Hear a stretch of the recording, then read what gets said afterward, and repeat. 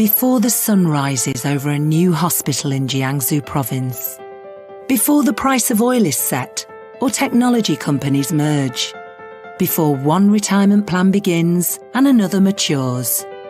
Before financial sustainability is measured, there is intelligence. Formed by insights, data, and people who distill clarity from complexity. The essential intelligence of S&P Global. Accelerating progress in the world, no matter the era, geography, or cultural backdrop. At a time of uncertainty, we introduced transparency. When investors demanded faster ways of measuring market performance, we created the first economic benchmark and set an enduring global standard. For over a century, we've established trusted indices for global assets, and in today's digitally driven world, we share S&P Global Intelligence with an eye on tomorrow. Progress never stands still. It takes focused, passionate people to drive the way, inspired to power the markets of the future. Built on essential intelligence. This is S&P Global. Hello and welcome to ERG, the growth engine. We are here today to establish, watch, hear, learn and share perspectives from various industry leaders to talk about that engine which creates a sense of belonging, that creates a sense of inclusiveness and promotes a culture of diversity, equity, and inclusion. Having said that, we know social networks to think tank transition is a huge continuum, directly impacting business. Voices of employees are a very crucial part to be captured, and so is the social sentiment. So as we go ahead to talk about it, let me briefly introduce myself first. So I'm Nandini Sarkar. I'm the Global Equity, Diversity and Inclusion Leader for the Boeing Company in India. And I lead the Center of Excellence for India across business lines and functions. Been into the HR domain for almost over 2 decades and been an advocate in the early part of my career, being a news reader in All India Radio, Kolkata. And I love pottering with my plants and trying some experimentations in the cuisines. So there's diversity there as I try and ensure that I'm creating a delectable palette of diverse workforce mix in the organization and the society across. So I'll invite my fellow panelists one by one to kind of introduce themselves. So Kollol, can I bring in you? Yeah, sure. Hi everyone. Whoever has joined in, thank you for joining in for this cause. It's really close to each one of us as well, and so I'm assuming is for everybody else. I'm Kollol Chatterjee. I've been working with S&P Global for close to 16 years now. I started my career with this organization itself and have been staying here for this long because of all the opportunities and all the great stuff that the organization does. I lead a content group that does a lot of research work, and the teams are based out of Buenos Aires, Gurgaon, Ahmedabad, and Hyderabad. So you can see there is a lot of diversity because as soon as you plug into a location like Buenos Aires, you're talking about probably 65 nationalities of people that are actually working in my group. So day in and day out, there's a lot of diversity conversations. There's a lot of exposure to that and a lot of learning as well that I take. Yeah, looking forward to this particular talk with all my fellow panelists and Nandini as well. Thank you. Drawing you in, Anupriya. Sure. Thanks, Nandini. And it's a pleasure to be here. Thank you for having me. I thank everybody who's joining us. And I hope that this is going to be an exciting panel discussion for all of you to watch as well. I'm Anupriya. I currently work at Google. My day job, as I call it, is leading operations for Google Pay in India. I've been at Google for 5 years. And before Google, I have a substantial past working in the not-for-profit sector, I've worked in cancer research. I've worked on education. So diversity is a topic that's extremely close to my heart, not just because of personal reasons, but because this is a sector that I'm drawn to very passionately. And I hope that moving forward, I will have an impact that's greater than what I can imagine at the moment. So my day job, as I also call it, is essentially leading the chapter for Pride Act in India and across APAC. We'll chat a little bit more about it, but I'm excited to learn from my fellow panelists today and see what we can bring to the table. Thank you. Deepak, over to you. Hi, everyone. Thanks for having me here today. I wish we were meeting in person, but nevertheless, virtually is also feeling great. I am Deepak. My personal pronouns are he and him. So I'm a mechanical engineer, by profession, and I joined GE. I am from General Electric. I joined GE about 15 years back, and most of my career has been with GE. While we do a lot of technology stuff, we design jet engines. At the same time, I got a lot of passion to contribute to the organization culturally. So I have been part of various cultural activities, various initiatives, and we have taken a new initiative called Way of Work, and I am a proud member of this initiative, WOW, as we call it. Mm-hmm. And we have started our journey towards LGBT inclusion as part of one of the pillar under WOW from 2019. I'm proud to be part of it, and I will share more details as we go about our WOW culture pillar. Wow, I think I'm going to learn a lot from this entire panel. So as I opened my topic of today's conversation, I mentioned that there had been a transition of ERGs being a social network to being a think tank group that directly impacts business. Voices of employees needs to be heard, and identities of those who must have a representation in the leadership of today and tomorrow makes a lot of importance. And it's business critical. Now, having said that, we also saw that there were genres of affinity group ERGs and BRGs as the nomenclature goes. So what actually do you mean as you speak of them? So from your individual and organizational understanding, can you talk about, are they synonymous as an affinity group, ERG, BRG for that matter? Or if not, how different are they? So I'll draw you in, Kollol, here. Yeah, I mean, in our organization, and I can speak for that, there's a lot of emphasis on being people first. I think that's one of our pillars that we kind of really hold ourselves true to, right? And we keep measuring ourselves as well. Now, when it comes to people first, right, the ERGs that are there, the definition, as you rightly said, Nandini, I mean, the definition and how these are constructed and how they're the expectations are now changing from just being a resource group that brings people together to actually driving, a lot of these initiatives at the core ground level. That has, I think, in the last couple of years for us has really shifted a lot. The group that I represent, the Spectrum ERG, which has to do with a lot of awareness and, making the workplace very conducive for our LGBTQ workforce. There is a lot of emphasis to kind of draw that into an extent where today our organization has even included a DEI metric at our enterprise strategic goal, right? As that, and we are measuring that, and the compensations, performances are pegged to that as one of the metric. That's how serious things are now, because we realize that it cannot just be these groups coming together. You need to drive some of the initiatives that we kind of bring together. In our case, the BRGs and ERGs are a little different.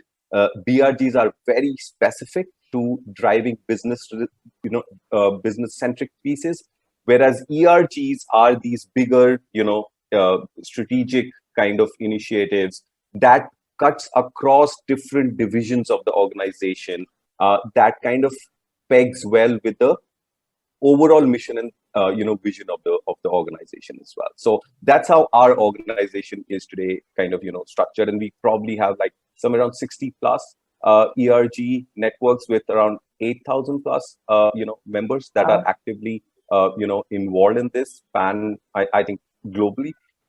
So yeah, I think it's very, very active in that sense.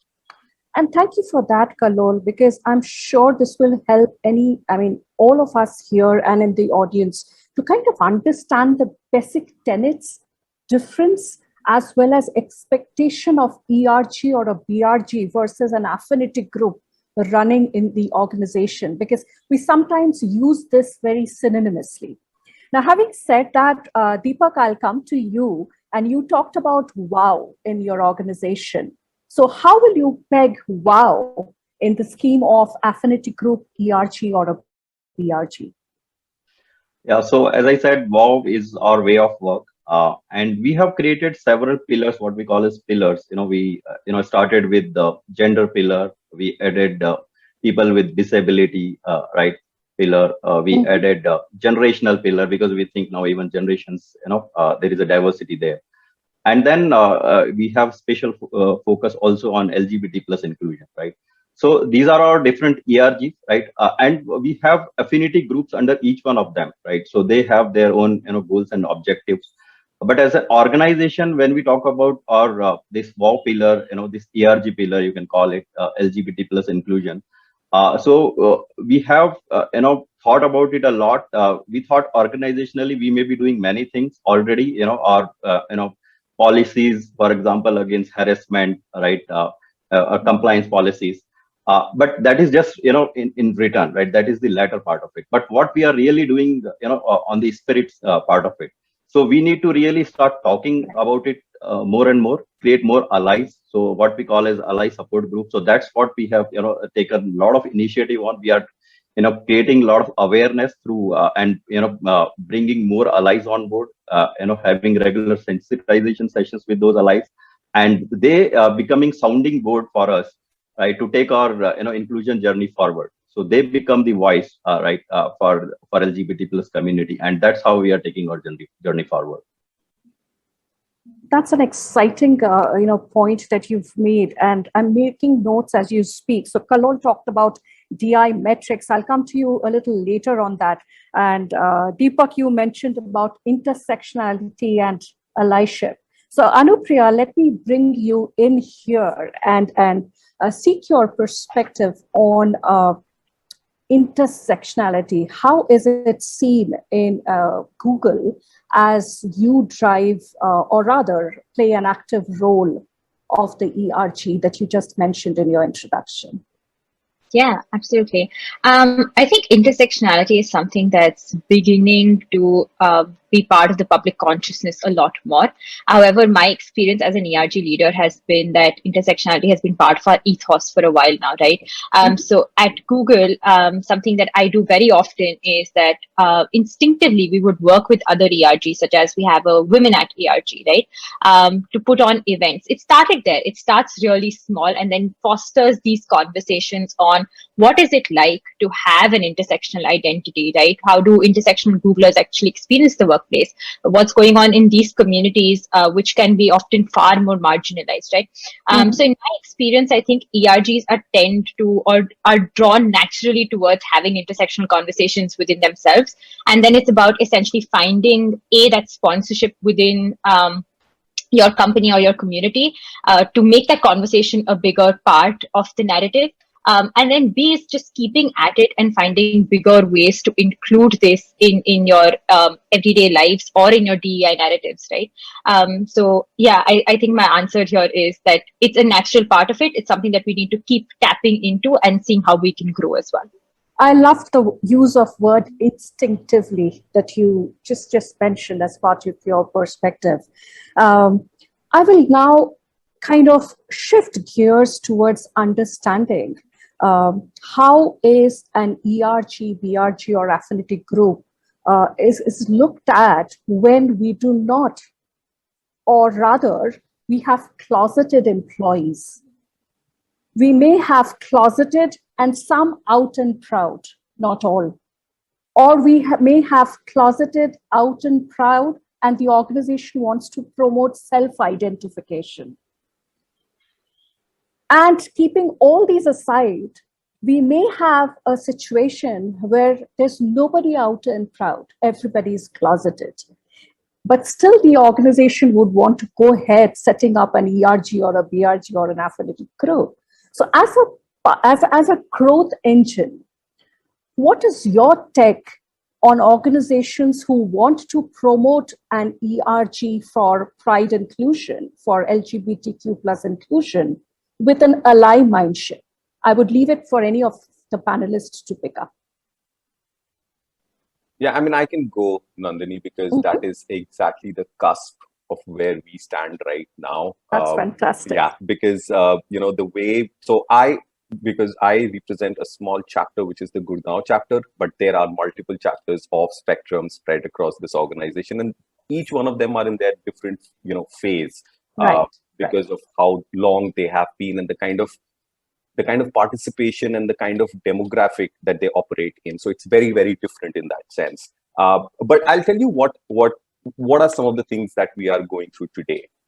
One definitely is the self-identifying, and how courageous, and it has to be those individuals, right? They some of them, if they start kind of coming out, and to be honest, in our organization, we've started seeing that happen a lot more. Maybe not pan-India that much, but it's probably happening more in the United States, maybe LATAM, Europe.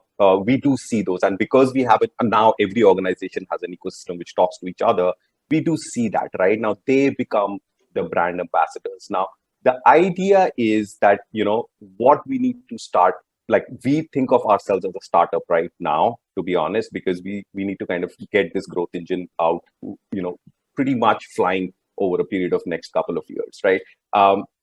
So the awareness bit is what we are kind of going, is the first thing that we are kind of picking up, right? Do people know about the pronoun usages? Do people know about the challenges that are there? And how do they get to know about that is definitely a lot of, reading and sharing, but we are also trying to partner with a lot of, active NGOs that are working in this space, get them in, and have a real talk, right? So that people start understanding the real challenges, right? The bookish one is fine when you can actually see, I'll give you one example where, somebody came in from an NGO and actually had a good talk for 30 minutes. One of the things that individual mentioned was, you have no idea when somebody has to kind of refrain from using the restroom for 8 hours because the restrooms are not gender neutral, right? Now, you cannot fathom what that means, right? And imagine every single day that individual is going to school or then, kind of advances to go into an organization. This is a regular struggle. That's the starting point, right? Those are things that people need to understand and relate to. So the first part is awareness. Now it's getting a little difficult because everything is virtual. So we're trying to look at podcasts as well as one of the mediums through which we can spread that awareness. And then how do we promote self-identification? I think that is where we are today. We've just started off trying to kind of socialize this and see what are some of the things that we can do. And maybe some of the panelists can help me kind of take that back as well as to what's a good way to do that. So that's where we are, Nandini. I mean, all of you are giving me so many cues to questions, but I don't think the time would be enough to have all those conversations today. So we'll kind of be mindful of that. However, I would definitely personally reach out to understand more and learn and share. I mean, you talked about allyship in some aspect. You talked about sensitization and awareness. You definitely touched upon one of the human rights aspect of, the washroom. It's a general need of every human being. And we continue to think of it as a section of population who needs that, rather than, empathizing and seeing how would it be if I was there. Right. And from my personal experience, though I use the pronouns she, her, and hers. But I was once traveling from Kolkata to Siliguri by bus because there was an emergency in the family and we did not get train and the flight tickets. And I'm talking about when I was pretty young, a child for that matter. And during the journey, because of the, all the hygiene aspect, we were not able to use washroom. And I know what it means. So what I'm trying to state here is, please think if you were in that position when you need to struggle for every minute of existence because your identity is not being accepted or embraced with respect and pride. So that's a very, very important message for all of us here today. So moving from that quadrant, let me come to you, Anupriya. So as part of the ERG, you're an ERG leader. What are your primary strategic interventions that feeds into the strategic business priority of your organization? So how are ERGs in your organization leveraged by the HR function as well as the businesses? Yeah. Before I answer that specific part of the question, I'd just like to touch upon something that Kollol was mentioning, right, which I think is very important for anyone who's attending and is an ERG leader as well. Every ERG is on its own journey. And I think you have to kind of step back and recognize the stage that you're in. As someone, I've been leading this ERG for, I think, 5 years now. I wanted to come in, boil the ocean, change everything overnight, right? And I realized that that's instinct, right? You want to be able to do that, and that's the passion that we bring to this job. But I think we have to foster this culture slowly but surely, and take incremental steps forward in this direction, right? So from that perspective, I actually do not personally subscribe to this idea that a Pride ERG or an LGBTQ plus ERG should in any way be measured by how many people are out at work, right? As someone who's LGBTQ plus themselves and only came out at work because I happened to find this ERG, honestly, it's not easy. You don't check in all your baggage at the door. We live in complex societies. We're half in, half out in a lot of roles in our own worlds, right? In our personal lives as well. And it's extremely difficult to just kind of say, hey, now I'm at this safe space, let me come out. So it becomes even more important for business, moving to your question, Nandini, for business, HR, for all parts of the organization to realize that an ERG is not essentially defined in any which way by the number of people who are out, but in terms of how much diversity, inclusion, and safe spaces it can actually foster, right? Sorry, go on, Nandini. I think you had something to say. No, please go ahead. Please finish. Yeah, all right. Awesome. In terms of how do we actually do this, right? How are we leveraged? For our ERG, it honestly has been a journey. Our key priorities include promoting belonging, giving a platform to the community, and promoting a culture of inclusion. And my goal personally is to help ensure that every Googler feels like they can succeed in their environment, regardless of their identity, right? Over the years, we started as an ERG in 2008, so quite a while ago. And it was a simple email list, right? It was just a place for people to come and find a safe space, right? Over the years, we've been able to work with our benefits team on various policies. We have been able to work with our infrastructure teams to make sure that we have gender inclusive bathrooms, etc. So all of this work has been done over the years with the ERG, and we continue to work with all of these teams, right? The latest conversations, for example, that we're having is, can we work with various products to bring the LGBTQ plus perspective? Because I think at Google, it's really important that we build for a diverse audience, right? And as an ERG, we find that we have a voice, and we're able to go into a meeting with a product and say, hey, this is what our community wants and this is what it represents. And we find that it's well received.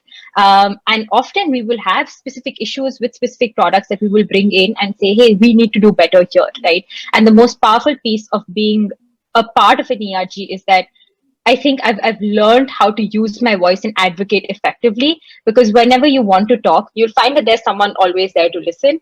But I think the onus sometimes is on us to be able to communicate effectively. I mean, I can't agree any less. And I completely resonate with you when you said that it's not about the count of how many are out and proud. And at Boeing, we are also kind of promoting the same culture. So we are promoting pride allyship over anything else. We are promoting psychological safety over anything else. We are positioning ourselves for infrastructural changes that requires to be done to enable inclusion in every spectrum, visible and invisible. So that's important for us. Recently, we had kind of announced the self-ID for our US domestic business line of Boeing, but in the international space, which is basically our reference to all the business units and regions outside of US domestic, considered as Boeing International. So in Boeing International space, we are respecting everyone's choice and right to privacy. So we would not want to go full throttled on self-ID. And there are regulatory limitations as well in many of the countries. So having said that, as I said, it's primarily based and pivoting around allyship. So Deepak, I'll come to you now. You talked about WOW and you talked about various affinity groups that feeds into the WOW aspect of the culture that you live at GE. So how do you think ERGs can contribute to culture transformation in the workplace? What are some of the key priorities that you see stemming from that? Yeah, actually, so ERGs actually are the, I'll say they are the engine behind, cultural transformation and the growth. So they can, so as I said, we have multiple ERGs and one of this ERG LGBT plus inclusion. So they are actually helping us in forming, creating our policies, what really needs to be done. So very simple step. I can give you a few examples. Okay. Our employees probably were not having even enough awareness about what do you mean by gender neutral pronouns, right? So we could actually sensitize them through sharing examples, like training them. When we onboard our allies, we talk to them about what does it mean. If are you really inclusive even in your language, written language, even as simple thing as email signature, right? I mean, so do you declare your pronouns? I mean, you cannot assume just by hearing somebody's name what are their genders. So ERGs are really helping us, in creating that awareness. We are, starting, small, but when we have more and more allies added, they become, a bigger group. They go back to their teams and then they, talk about it more and more, so that the entire organization gets more and more awareness about the overall ERG program. And LGBT inclusion in particular, there are a few other things that are, so I totally agree with what Kollol and Anu were talking about, even simple things like gender neutral washrooms. So we have also implemented this in our center. The policies have been more favorable. What we have also done additionally is we have created an internal website, and I was part of that. And we have provided all the resources at one place. Okay, these are the the benefits you have. These are the policies. These are the insurance benefits, and I don't want to talk about in detail, but we have all of them in place. Then newsletters, right? What are the upcoming events? We have global events. We are a global company. So what are the? So we publish our calendar live. What are the events coming? So that so people who have not come out, right? But they know where to click and the information they need to get. We have created anonymous surveys, right? If they see how the organization can be more inclusive for LGBT plus people, they need not tell that I belong to this community. They just can raise their questions and they can just tell this is what I need from my organization. This is what I need from leadership. This is what I need in terms of policy. So I can bring my true self at work. So these are some of the initiatives we are taking in this ERG, and things have started moving. I see a lot of participation. People are talking about it more freely. Our leadership is fully connected. That's where we cannot miss about it. That CEO tells the HR that you do an annual event and it's done. It's a continuous process. You have to talk about it 365 days a year, right? It's not just one time done and you have participated in a Pride month and then it's over. right? So you have to have a sustainable framework, and that's what we are after as an organization. Absolutely, and from my experience as the equity, diversity, and inclusion practitioner, I have seen in my various assignments with different organizations across the industry lines that there cannot be one starting point. And Anu also brought out that aspect that you need to understand what is the maturity level and which phase of the journey are you in, because passionate people would like us would want pace, but the organizational preparedness may not be there. At the same time, there are gaps between the maturity of certain sections within the organizations to kind of bring them up to have a quality line of information available around the spectrum is a key thing. And that is what ERGs can definitely enable. So our journey in Boeing, for example, in India and at an enterprise level globally, we are far, far matured. But in India, we started in a different way. We started, sharing mailers like around 𝘬𝘭𝘆 to talk about things. We asked leaders to talk about things not so comfortable and bringing out the sexual orientation as part of it. Slowly and slowly, we saw people writing into the Equity, Diversity and Inclusion India office to express their keenness to understand more. We diversified our medical and hospitalization benefits and many aspects with respect to enabling inclusion in every aspect.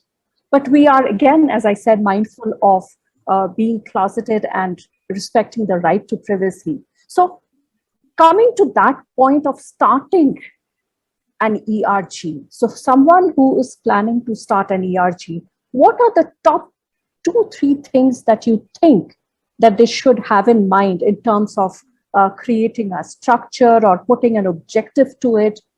How to go about? So what would be your top 2-3 things you would suggest to those who want to start an ERG? Kollol. Yeah, I think one of the things that is paramount is have a lot of patience, right? I mean, you have to be, your pace in general things and your pace. I think Anu kind of brought this out as well, and you kind of alluded to it as well. It might not be in sync, right? Because here is something where you're very dependent on the ecosystem, right? You're very dependent on the people that come on board, right? And as in any other piece, right, the pace might not be the same. So don't get like the first thing that happens is you start losing the momentum because you came in thinking, I will do this by, and like in any organization, right, I'll do this by first quarter, second, third, fourth, and it starts kind of, going all over the place. So have patience. It's not a, as I think, Deepak said, right, it's 365 days a year. It's not, a quarter or 2 quarters game, right? So you cannot do that. That's one.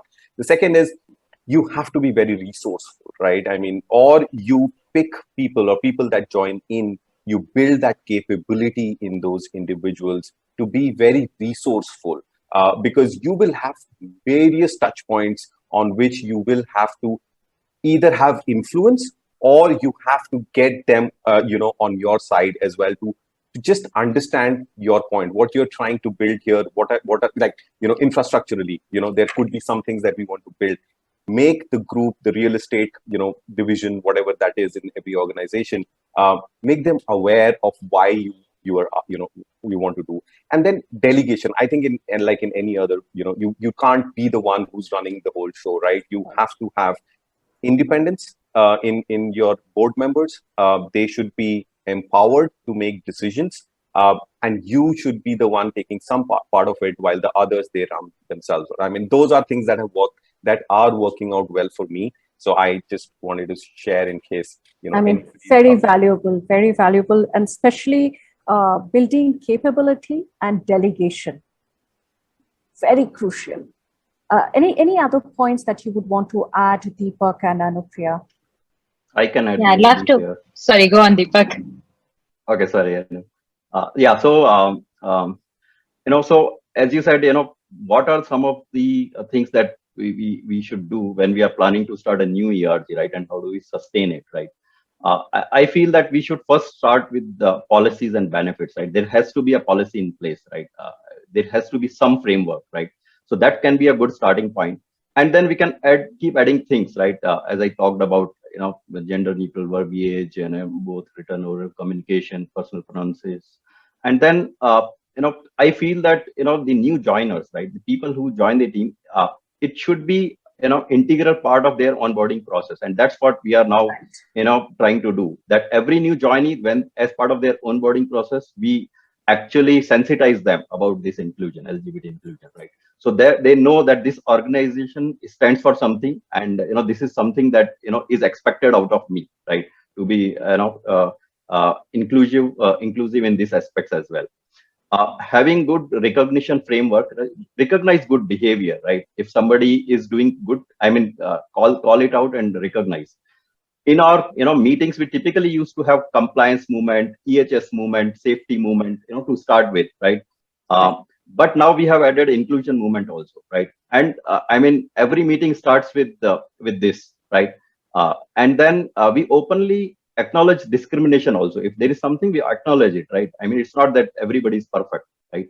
And then we talk about it, and then we discuss so that everybody's aware, and then we should we start working around it. Leadership support at every step is required, right? Because people follow their leaders, right? So business sponsorship, leadership sponsorship, their commitment, that is really needed to help the leader.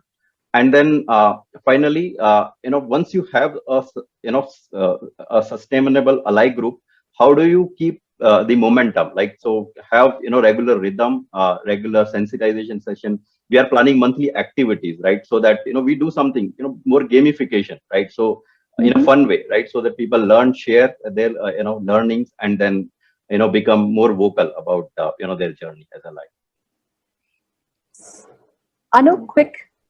Yes, I think a lot has been covered, but I'd just like to maybe insert a personal story, right? I started working with this ERG about 5 years ago. And something I quickly realized is that ERGs shift context all the time as the social, political, economic, maybe circumstances of the place that you're functioning in changes. And the state of LGBTQ plus rights change, ERGs shift context. So it's necessary for you to have certain basic hygiene things in place. A lot has been spoken about policies, right? Whether you can promote awareness to the level of having potentially pronouns be part of every conversation, or email headers, or your team's page, right? And now we're at a space as an ERG where we're able to also influence business, right? So for example, COVID-19 hit, Pride celebrations could not happen. We were able to actually do virtual Pride using maps, right? And that it didn't mean that just because there is a pandemic, we know a pandemic can also cause a lot of loneliness. So we want to make sure that the community is able to come together using a platform that we can provide, right? So I think for an ERG, it's important to also shift context. And for a lot of people that are involved in the ERG, it's emotionally exhausting, right? Sometimes you just need to take a step back and recognize that it's okay to start small. We're giving you a lot of things that you can do, and it seems like a huge laundry list, and it can feel very overwhelming.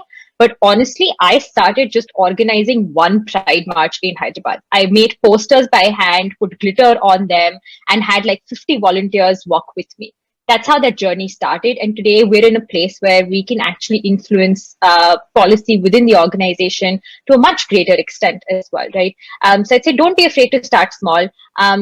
Be intersectional, try and find other ERGs that you can use and insert yourselves into those events to kind of gauge interest, and give yourselves a break. Keep at it, but make sure that you're also guarding your own emotional labor that you're putting into this, and recognize the fact that it's not easy, but if you keep at it, you will get somewhere. Absolutely. And as I was listening to your personal story, I was only thinking of some of the challenges which I think all of us would agree that we do at times see a lot of show of hands as volunteers to be part of ERGs, but slowly somehow the excitement dies down. The moment there are moments of still. So my next question, and I would really ask you to quickly take a jab at each of my panelists to take a jab at it. So what are those common day-to-day challenges? So one each, if you can speak in terms of resource, in terms of bandwidth, budget, it being a digital world now. So how do you sustain ERGs? Maybe I can answer that. Sure. Try to answer that. So actually, Kollol talked about having right people right in this. I think I totally agree with this. It's extremely important. Just day before yesterday, we were having one of our ally onboarding session. And, the trainer asked, why do you want to be an ally, right? What motivated you? And the kind of stories, they shared were really mind boggling. I mean, none of them knew anybody else in the organization, right? Anybody who is from LGBT community. So we were also struggling whether people really, does the chord really strike? And this is a largely invisible population, right? How people connect to them. So they started sharing their own personal stories, right? In their school days, in their college days, they have seen, somebody came out to them and they knew this person was from this community, and the kind of exclusion, the harassment they went through. Some of them had to even leave the country because there are not even, laws favoring them. So they, started talking about so if you have people and they genuinely wanted to, do something about this, they didn't know how I will do, but that's why, I wanted to join this group and then, know how I can do, I can help somebody. So if you get those genuine people, right people, I think your chances of sustainability will, increase exponentially. So you need not worry about sustainable because you have, right motivated people there. Some of the other challenge, only one challenge I would like to highlight, Kollol and Anu can also add, is what happens is that organizations are so diverse that when you talk about, ERG, there are people, in org like G, there are people from manufacturing, white collar, blue collar. We cannot use same template, right? Same ways may not work. One size doesn't fit all. Right, so we need to create a different type of awareness, different type of education, for suppliers, how we can bring supply chain, for example, and how we can take their help. So they have to all come together, with the ERG to make an impact. So that is one of the challenge I see, that, and how we can probably address it also. Any other thoughts? No. Yeah, I'll add 2 quick points. One, I think people have been spoken about a lot, and I think as ERG leads or as an organization, it's important to recognize that ERG is also a great place to build leadership skills, right? So succession planning, I think, is critical when it comes to ERGs. Is finding these, volunteers and helping them upskill themselves, such that they can actually take on the next chapter and the evolution of the ERG, right? And the second piece is, I think, communication. Personally, at Google, I think I'm very lucky to be at a very supportive environment. And what I found was that unless we communicate effectively, what Deepak said, one size does not fit all. There are various factions and stakeholders that you have to interact with and get buy-in from. And more often than not, I find that they're willing to listen. It's just that very often we forget to communicate, right? So finding ways to effectively communicate to various factions of your stakeholders, whether it's the population at large, whether it's leadership, whether it's your staffing and benefits team. I think if you ace that, then that's going to exponentially help you grow your ERG. Absolutely. Kollol, and Nandini, one of the things that we can probably notice here is budget is not a constraint for any one of us, right? So that's such a great evolution that has happened, that none of us are talking about budgetary constraints as number 2 or number 3, which is great. I think, I mean, for somebody like us, right, who are in that whatever path we are in, I think the idea generation, right, what is needed to drive this, I think at times we do feel that that is getting dried out. While we try and maintain a calendar and try and kind of think about it, at times some of these get repetitive, or at times they're just not there. Thankfully, the generation that's now coming in and joining workforce, and I think Deepak kind of mentioned that, they are so attached to this this cause that they are the engines. And the idea is, I mean, the thing that we are trying to do is tap into that talent pool, Right. So that like what Deepak said, right?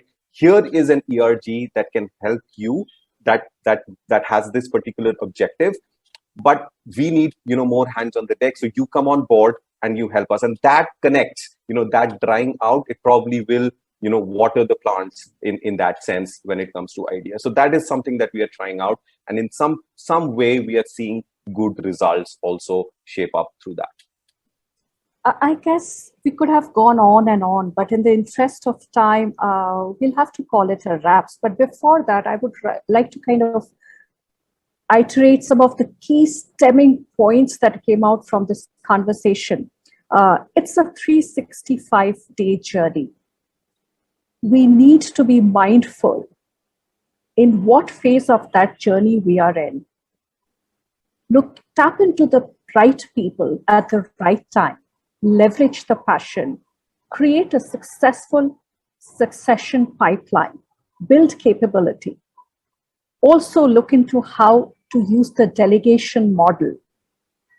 And at the end of the day, communicate, communicate, communicate, because that's the way to raise the bar of awareness and sensitization and evolving through this journey. So with that note, we would want to sign off from this panel. Have a nice rest of the evening.